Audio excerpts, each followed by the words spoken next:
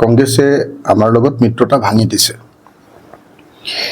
আৰু যিদিনা মিত্ৰতা ভাঙি দিলে তাৰমানে তেওঁলোকে জইণ্টলি বাকী চাৰিটা পাৰ্টিয়ে মিটিং পাতিলে সেইদিনা আনুষ্ঠানিকভাৱে কংগ্ৰেছে মিত্ৰতা ভাঙি দিলে।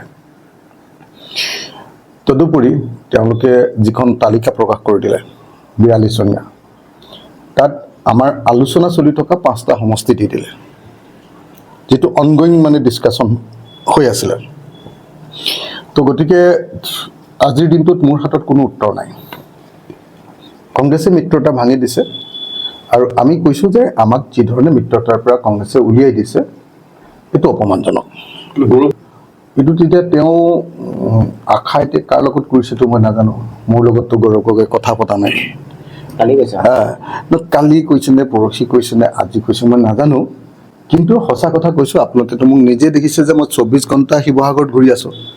কালি ৰাতিপুৱা 9টা বজাৰ পৰা মোলৈ গৌৰৱ গগৈ ডাঙৰীয়াৰ ফোন অহা নাই। বাকীখিনি কথা এতিয়া মই কেনেকৈ কম সেইটোতো কংগ্ৰেছৰ স্থিতি হয়নে? তেওঁলোক ৰাষ্ট্ৰীয় দল, তেওঁলোকৰ দিল্লীৰ পৰা নিয়ন্ত্ৰণ হয়, মইতো ক'ব নোৱাৰিম। কিন্তু এটা কথা মই জানো যে মোলৈ এতিয়ালৈকে গৌৰৱ গগৈ ডাঙৰীয়াই ফোন কৰা নাই। মানে আমাৰ নিজৰ কামটো কৰি আছোঁ, 1 মাহ নষ্ট কৰি দিলোঁ। 9 তাৰিখৰ পৰা 9 তাৰিখলৈ, 9 ফেব্ৰুৱাৰীৰ পৰা 9 মাৰ্চলৈকে কমপ্লিট 1 মাহ সময় লোকচান হৈ গ'ল। আমি এই সময়ত বহুত ওপৰলৈ যাব পাৰিলোহেঁতেন। 66টা সমষ্টিত আমাৰ আবেদন আহিছিলে। আমাক এইবাৰ 6% ভোট লাগে, আপোনালোকে জানে।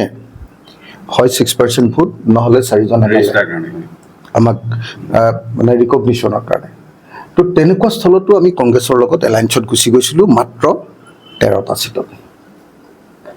তাৰপিছত যেতিয়া তেওঁলোকে গাদ্দাৰী কৰি দিলে আমাক, তাৰপিছত যেতিয়া তেওঁলোকে নিজে আঁতৰি গৈ বেলেগকৈ মিটিং পাতি আমাক আকৌ ডাব্বা দিব খুজিলে, আকৌ হেঁচা দিব খুজিলে যে তোমালোকক যিকেইটা দিছোঁ তাতকৈও কমত লোৱা,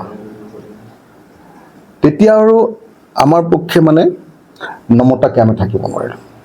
এতিয়া আমাৰ সৰু দল হিচাপে চবে আমাক দুখ দিব, ডাঙৰ দলবিলাককতো দোষ নিদিয়ে ন, চবে সৰু দল হিচাপে আমাক দুখ দিব। কিন্তু কথাটো হ'ল যে চাওক, কংগ্ৰেছ দলে মিত্ৰতাটোত আমাক এৰি 4জনীয়া সমিতি বহি আমাক এৰি মিত্ৰতা তেওঁলোকে ফিক্স কৰি পেলালে। নাম্বাৰ 1, সেইটো আমাৰ কাৰণে অপমানজনক। 2, 42জনীয়া তালিকা সেই সময়ত প্ৰকাশ কৰিলে যি সময়ত আলোচনা চলি আছে, তাত আমাৰ 5টা সমষ্টি সোমাই গ'ল। আমাৰ মাৰ্ঘেৰিটাকে ধৰি 5টা সমষ্টি সোমাই গ'ল। আপোনালোকে জানে মাৰ্ঘেৰিটা সোমালে, ডিমৌটোৰ কথাটো আপোনালোকে সকলোৱে জানে, শিৱসাগৰৰ সাংবাদিক হয়, আপোনালোকে সকলোৱে জানে যে আমি 25,000 পাইছিলোঁ, তেওঁলোকে পাইছিলে 5,000। তাৰপাছত তেওঁলোকে আমাৰ লগত আলোচনা চলি থাকোঁতে ডিমেটোৰ কেণ্ডিডেটেই ঘোষণা কৰি দিলে, আপোনালোকে নিশ্চয় দেখিছে। তো এইকাৰণে আমাৰ কাৰণে দিছপুৰটো ঘোষণা কৰি দিলে।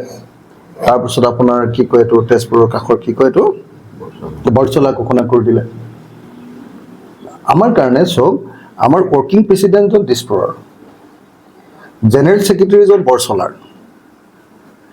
এতিয়া যদি আমাৰ আলোচনা চলি থাকোঁতে আমাৰ ৱৰ্কিং প্ৰেচিডেণ্টজনৰ ছিটটো যদি ঘোষণা কৰি দিয়ে কংগ্ৰেছৰ তৰফৰ পৰা, যে আমি লৈ ল'লোঁ, আমাক ৱৰ্কিং প্ৰেচিডেণ্ট আমাৰ পাৰ্টিত থাকিব নেকি? কওক যে তোমালোকে মোক কৈ আছিলা ছিট পাম, তোমালোকক আমি ছিটৰ কাৰণে কৈ আছিলোঁ, তোমালোকক এতিয়া নুশুনাকৈ কংগ্ৰেছে ঘোষণা কৰিলে, তাৰমানে তোমালোকে কম্প্ৰমাইজ কৰি আহিছে। 2জনকৈ জেনেৰেল ছেক্ৰেটাৰী, অলক নাথ আৰু আপোনাৰ ধৈৰ্য কোঁৱৰ, 2জনকৈ জেনেৰেল ছেক্ৰেটাৰী, তেওঁলোকৰ 2টা ছিট ঘোষণা কৰি দিলে। মাৰ্ঘেৰিটা আমাৰ আটাইতকৈ উদীয়মান জেনেৰেল ছেক্ৰেটাৰীজন, আপোনাৰ গোৰ্খা সম্প্ৰদায়ৰ উদীয়মান যুৱ নেতা, চোকা ল'ৰা, জনতাৰ লগত সম্পৰ্ক আছে, গোটেই গোৰ্খা জনগোষ্ঠীটোৰ আটাইতকৈ এই সময়ৰ প্ৰমিজিং লিডাৰ হয়, তেওঁৰ কাৰণে ৰাখি থোৱা, সেইটো ঘোষণা কৰি দিলে। তো গতিকে আমাৰ কাৰণে এইটো অপমানজনক হৈছে। আৰু আপোনালোকে মোক বাৰম্বাৰ সুধি আছে, কালিও মোক সুধি আছে যে এতিয়া আপোনাৰ লগত আলোচনা হৈ আছে নেকি? মই ভাবোঁ যে আলোচনা নিশ্চয় গৌৰৱ গগৈ আৰু মোৰ মাজতেই হ'ব লাগিব, হয়নে নহয় কওক? কাৰণ ইমানবিলাক ঘটনা ঘটি যোৱাৰ পাছত প্ৰেচিডেণ্টৰে হ'ব লাগে।